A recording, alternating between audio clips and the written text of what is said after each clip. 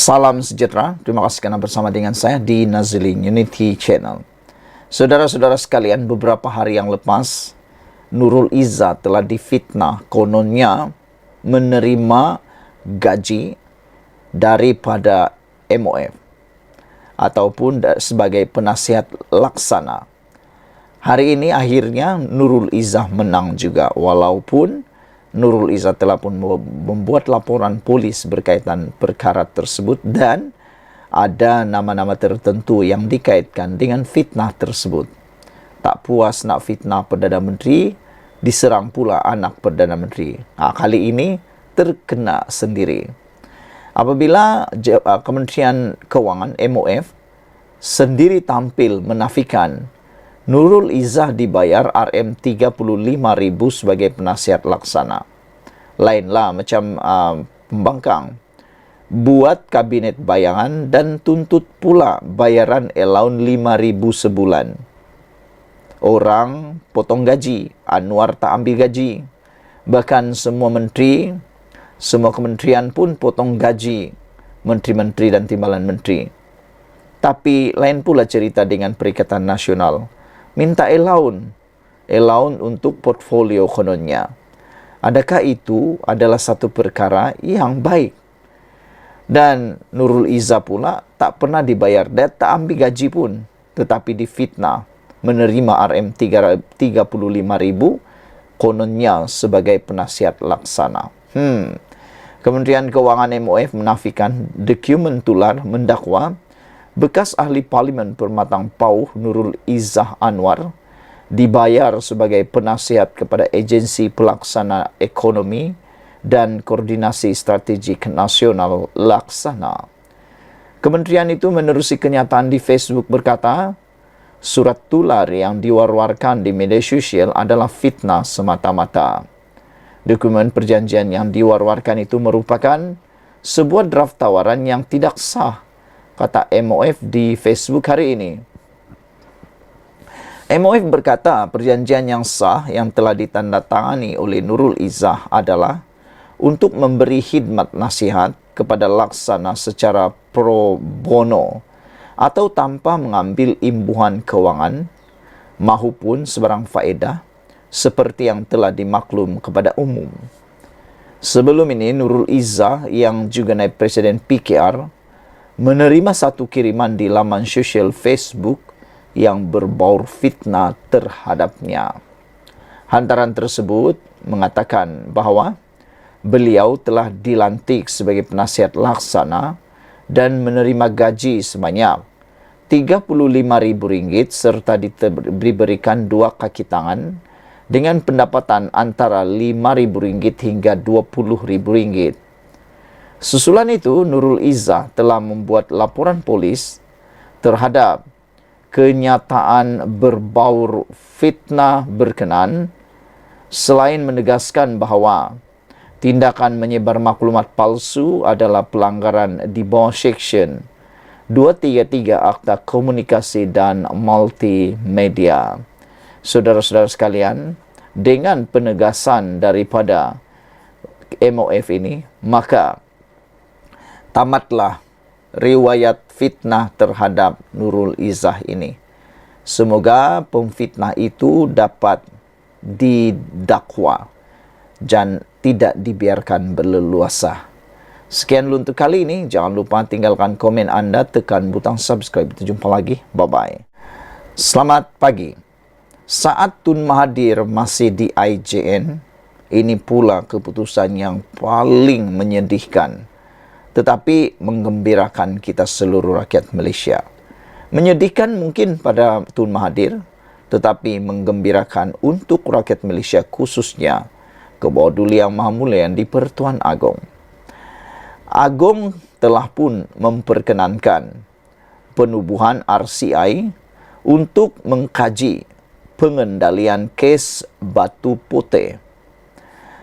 Yang di-Pertuan Agong, Sultan Ibrahim hari ini memperkenankan penubuhan Suruhanjaya Siasatan Diraja RCI bagi mengkaji pengendalian perkara berkaitan Kes kedaulatan Batu Putih, Batuan Tengah dan Tubir Selatan berkuat kuasa serta-merta. Bahagian hal ehwal undang-undang Jabatan Perdana Menteri dalam satu kenyataan hari ini memaklumkan penubuhan RCI itu dilakukan selaras dengan Akta Suruhan Siasatan 1950 Akta 119. Menurut kenyataan itu, Menteri di Jabatan Perdana Menteri Undang-Undang dan Reformasi Institusi Datuk Seri Azalina Othman Said bersama dengan Ketua Pengarah BHEUU JPM Zamri Misman hari ini telah menghadap dan menyembah maklum Sultan Ibrahim tentang cadangan kerajaan mengenai penubuhan RCI berkenan. Seri Paduka Baginda juga memperkenankan pelantikan 7 ahli RCI termasuk bekas Ketua Hakim Negara Tun Muhammad Raus Sarif sebagai pengerusi dan bekas Hakim Mahkamah Persekutuan Tan Sri Zainun Ali sebagai timbalan pengerusi, kata BHEUU. 5 lagi ahli RCI ialah pengamal undang-undang Datuk Dr. Baljit Singh Sidhu, bekas Dekan Fakulti Undang-Undang Universiti Malaya Profesor Dr. Johan Samsudin Sabarudin, pakar Undang-Undang Perlembagaan dan Undang-Undang Pentadbiran Profesor Datin Dr. Fardrida Jalil, Pegawai Kewangan Negeri Johor Datuk Mohamed Ridha Abdul Kadir dan Pengarah Laut Wilayah Selatan Jabatan Laut Malaysia Dixon Dola. Sultan Ibrahim turut memperkenan Zamri sebagai setiausaha RCI manakala BHEUU JPM pula akan bertindak sebagai urus setia. Pada Oktober tahun lepas, Perdana Menteri Datuk Seri Anwar Ibrahim berkata, Malaysia berpendirian isu berkaitan Batu Putih boleh diselesaikan dengan pembabitan langsung Peguam Negara Malaysia dan Singapura dalam rundingan. Anwar pada Disember lepas turut meminta Peguam Negara ketika itu, Tan Sri Idris Harun mengadakan rundingan dengan Kerajaan Singapura membabitkan kontroversi tuntutan terhadap Batu Putih. Arahan itu meminta Idris meneliti semula dan mengkaji isu berbangkit terhadap Batu Putih yang sudah diserahkan kepada negara jiran itu oleh Mahkamah Keadilan Antarabangsa ICJ sebelum ini. Pada 23 Mei 2008, ICJ memutuskan Singapura mempunyai hak terhadap Batu Putih manakala Batuan Tengah yang terletak tidak sampai 1 kilometer dari pulau itu milik Malaysia. Selain itu, ICJ memutuskan hak milik Tubiran Selatan kira-kira 4 kilometer dari Batu Putih akan ditentukan mengikut persempadanan perairan negara yang menguasainya. Sekian dulu untuk kali ini. Jangan lupa tinggalkan komen anda, tekan butang subscribe. Kita jumpa lagi. Bye-bye. Selamat pagi, salam sejahtera. Yang ini isu sosial yang betul-betul mengejutkan seluruh Malaysia. Semua orang di Malaysia pasti mengenali sosok nama yang dipanggil Abid Liu. Beliau adalah antara orang yang banyak mempengaruhi ramai orang. Namun demikian, sejak akhir-akhir ini, Abid Liu dikaitkan dengan satu kes yang amat berat. Terkini daripada mykmu.net melaporkan, Abid Liu ajak tukar pasangan lakukan seks, kata saksi dalam perbicaraan. Seorang saksi dalam perbicaraan kes gangguan seksual membabitkan Abid Liu memberitahu mahkamah pendakwa itu mengajaknya bertukar pasangan untuk melakukan hubungan intim. Saksi ke-9 yang juga pengadu memberitahu perkara itu ketika menjelaskan tangkap layar teks WhatsApp diterimanya dalam sesi pemeriksaan utama di Mahkamah Magistrat Tenom. Wanita berusia 40-an itu memberitahu mahkamah dalam teks WhatsApp diterima, Abid atau nama sebenarnya Abid Irwan Ibrahim Liu, 38 tahun, mengajaknya bertukar pasangan. Abid mencadangkan perkara itu supaya dia boleh melakukan hubungan intim dengan pengadu, manakala suami pengadu pula disuruh melakukan hubungan intim bersama istri pendakwa tersebut. Dalam tangkap layar lain pula, pengadu memberitahu mahkamah Ebit turut mengeluarkan kata-kata luca dengan menyatakan hendak peluk, cium manja-manja dan melakukan perkara tidak senonoh kepadanya. Kemudian, pengadu membalas mesej dengan menyatakan, Ebit Liu mempunyai istri dan mesti dia ada hubungan suami istri di rumah. Jadi kenapa perlu buat lagi kepadanya? Apabila Ebit mengajaknya bertukar pasangan, pengadu memberitahu bahawa dia tidak akan dan suaminya pun tidak akan melepaskannya, lapor utusan Malaysia. Malah, apabila membaca ayat tidak senonoh diterima daripada Ebit Liu, pengadu turut berasa malu kerana ayat ditulis agak memalukan dan pengadu sendiri yang sudah bersuami pun tidak pernah menulis atau cakap ayat seperti ditulis Ebit Liu. Menurut saksi itu, dia turut menghantar teks WhatsApp menasihati Ebit Liu supaya melakukan taubat nasuha dan jangan buat perkara sebegitu dengan orang lain, kerana Ebit adalah seorang yang terkenal. Aib ini saya seorang sahaja yang simpan. Macam awak cakap, kita manusia biasa. Lagipun saya istri orang. Tak apalah, ini ujian hidup saya. Ada suami macam ini, saya sabar sahaja demi anak, katanya. Dalam keterangannya, saksi juga memberitahu mahkamah dalam teks WhatsApp-nya, dia kasihan kepada Ebit sebab tertuduh seorang yang terkenal. Jadi dia berpesan jangan WhatsApp orang lain seperti itu kerana jika ia tular tertuduh sendiri yang malu.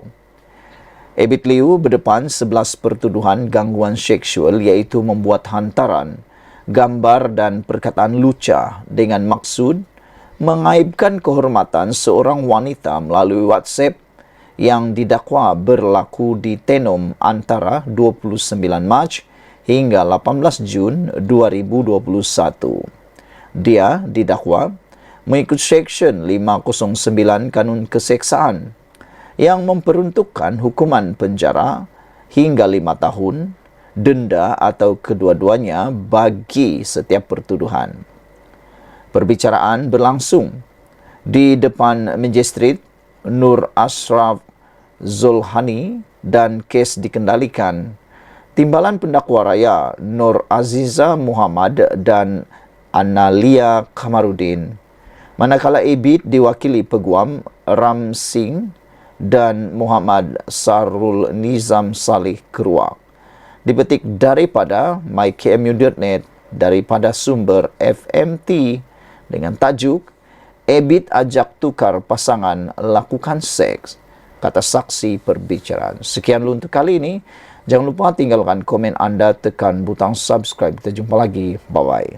Salam sejahtera. Terima kasih kerana bersama dengan saya di Nazilin Unity Channel. Hadi hina institusi kehakiman perlembagaan, kata Hasbi.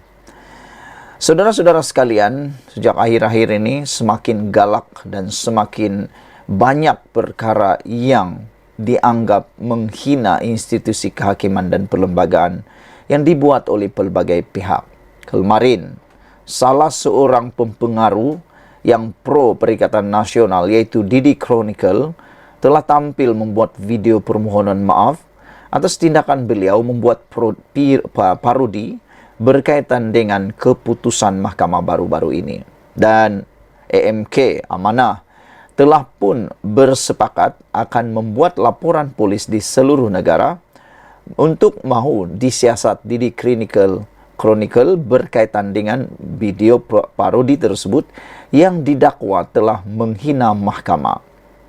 Di Malaysia ini siapapun bebas membuat apa-apa bersuara, tetapi jangan sampai melampaui batasan, terutamanya berkaitan dengan menghina 3R atau menghina mahkamah.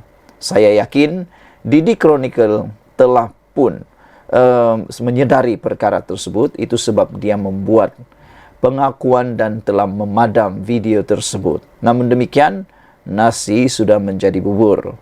Namun, apa yang berlaku ialah Hadi pula didakwa menghina institusi kehakiman dan perlembagaan. Pemuda Amanah mendakwa Presiden PAS, Abdul Hadi Awang, menghina institusi kehakiman dan perlembagaan persekutuan. Katanya, ketuanya iaitu Hasbi Muda membuat dakwaan itu berdasarkan rencana Abdul Hadi bertajuk Meninggalkan Syariat Allah Amanah Besar yang disiarkan laman web rasmi PAS hari ini. Tulisan Abdul Hadi, namun demikian kini muncul kalangan hakim yang bijaksini, bukan bijaksana, yang kepala dan akalnya dipengaruhi oleh tulisan warisan penjajah, adalah satu bentuk penghinaan yang amat jelas terhadap institusi kehakiman dan perlembagaan negara. Abdul Hadi sebagai ahli parlimen yang mengangkat sumpah untuk menjunjung perlembagaan, sepatutnya beliau memahami pentingnya menghormati keputusan mahkamah yang berpandukan perlembagaan yang serupa. Tindakan yang sepatutnya diambil adalah melalui proses pindaan perlembagaan, bukan mengeluarkan kenyataan yang merendahkan martabat institusi kehakiman, kata Hasbi dalam kenyataannya. Tulisan Hadi disiarkan sewaktu pelbagai pihak memberikan reaksi terhadap keputusan Mahkamah Persekutuan membatalkan 16 peruntukan kesalahan di bawah enakmen jenayah Kanun Jenayah Syariah 1 Kelantan 2019 baru-baru ini. Ia juga disiarkan pada hari yang sama selepas Kementerian Dalam Negeri memberi amaran bahawa pihaknya sedang memantau reaksi orang ramai terhadap kes tersebut. Walaupun tidak berpuas hati dengan keputusan mahkamah, Abdul Hadi sebagai seorang ahli parlimen yang cukup lama, sewajarnya faham keputusan hakim adalah berpandukan perlembagaan persekutuan. Kegagalan sebenar adalah pada sosok Abdul Hadi sebagai ahli parlimen yang pernah menjadi sebahagian dari kerajaan, namun tidak ada usaha untuk memindah perlembagaan, sekaligus mencerminkan dirinya bersikap sambilewa dengan menjalankan peranan sebagai seorang ahli legislatif. Tambah Hasbi lagi, Hadi hina institusi kehakiman perlembagaan, kata Hasbi Muda. Sekian dulu untuk kali ini. Jangan lupa tinggalkan komen anda, tekan butang subscribe. Kita jumpa lagi. Bye-bye. Salam sejahtera. Terima kasih kerana bersama dengan saya di Nazilin Unity Channel. Akhirnya sekali lagi, tembelang pecah lagi. Tembelang Najib pecah lagi. Jolo dalang di sebalik surat derma Raja Arab, dedah saksi 1MDB. Bekas penasihat undang-undang 1MDB, Jasmine Loh Aiswan, mendakwa Jolo adalah individu di sebalik surat yang dikaitkan dengan dakwaan janji sumbangan dari kerabat Diraja Arab Saudi kepada bekas Menteri Najib Razak. Loh yang merupakan bekas pegawai 1MDB yang dekat dengan Jolo memberitahu Mahkamah Tinggi Kuala Lumpur yang Jolo mengarahkan mendiang Ki Kok Tiam, individu yang didakwa sebagai sekutu rapat Jolo, untuk menyediakan salinan surat itu bagi menjelaskan sejumlah besar wang yang masuk ke akaun Najib. Ketika memberikan keterangan dalam perbicaraan kes rasuah RM2.27 dana 1MDB terhadap Najib hari ini, Loh berkata dia melihat bagaimana ia berlaku ketika dia diminta Jolo untuk menyertai mesyuarat bersamanya. Ki dan dua individu lain di sebuah bilik di Hotel Mayfair di London pada tahun 2015. Jasmine Loh berkata dua individu tersebut adalah pengarah Isyan Perdana Sdn Berhad, Samsul Anwar Sulaiman, dan pengarah projek Yayasan Rakyat 1 Malaysia, YR1M, Dennis C. Samsul dan C merupakan saksi dalam kes rasuah RM42 juta SRC Internasional di mana Najib disabit bersalah dan menjalani hukuman penjara sejak Ogos tahun 2022.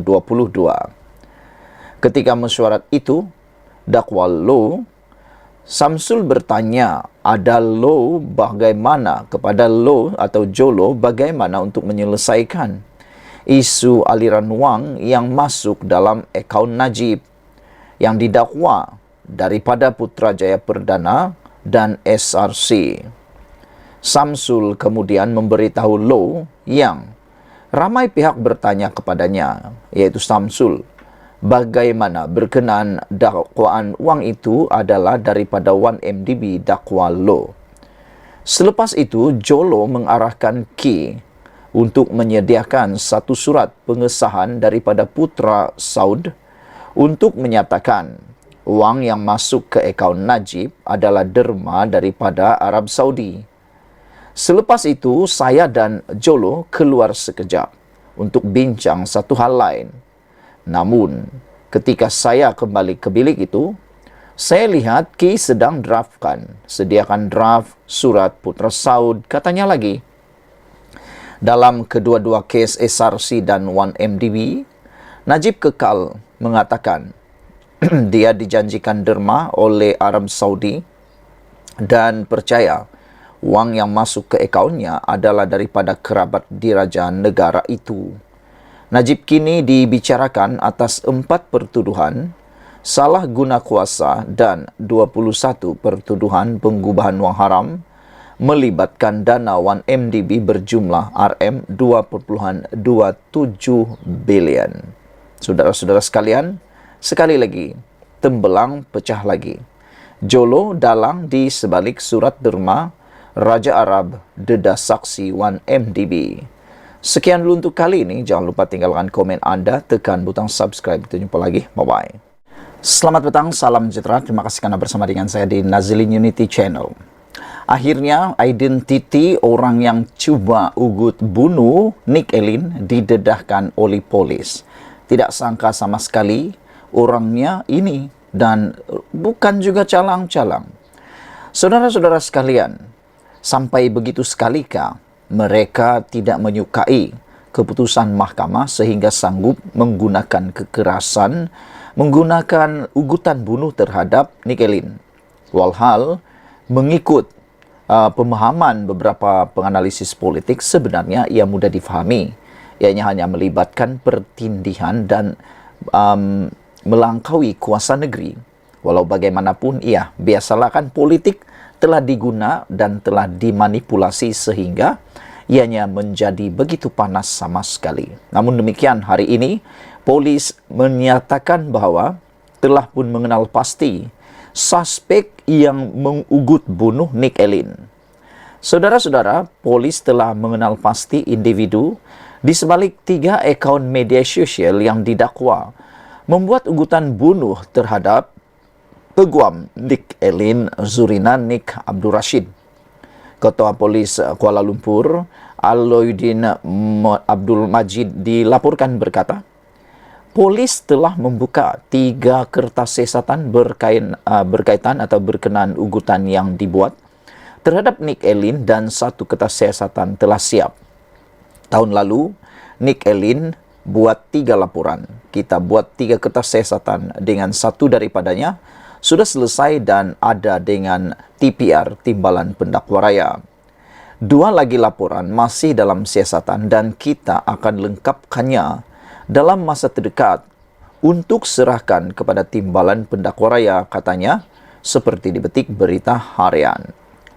Menurut laporan Cosmo, Alauddin berkata polis belum membuat tangkapan terhadap suspek. Terdahulu, Nick Elin membuat laporan polis setelah menerima ugutan bunuh ekoran langkanya memfailkan petition mencabar peruntukan dalam enakmen Kanun Jenayah Syariah 1 Kelantan 2019. Ugutan tersebut termasuklah untuk sembelih peguam kelahiran Kelantan itu. Pada Jumat lalu, panel 9 hakim Mahkamah Persekutuan dengan keputusan 8-1 membenarkan petisyen peguam Nick Elin Zurina Nik Abdul Rashid dan anaknya Tengku Yasmin Natasha Tengku Abdul Rahman untuk membatalkan 18 peruntukan dalam enakmen tersebut. Mahkamah memutuskan Dewan Undangan Negeri Kelantan melangkaui bidang kuasanya seperti yang termaktub dalam Senarai Negeri Senarai 2 Jadual ke-9 Perlembagaan Persekutuan.